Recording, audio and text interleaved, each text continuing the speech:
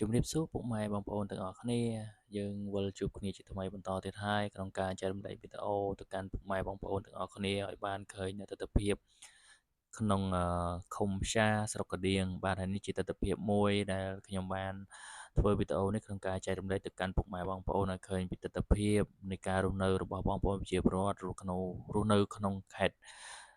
ពោធិ៍សាត់នឹងផ្ទាល់តែម្ដងបាទហើយនេះជាស្ពានយោលហើយស្ពាននេះយើងមិនដឹងថាកសាងក្នុងឆ្នាំណាទេគ្រាន់តែដឹងថានៅពេលដែលខ្ញុំមកបំពេញការងារនៅខាងអឺតំបន់នេះគឺយើងឃើញថាមានស្ពានយោលច្រើននៅតាមផ្លូវតាមដងស្ទឹងអញ្ចឹងណាបងប្អូន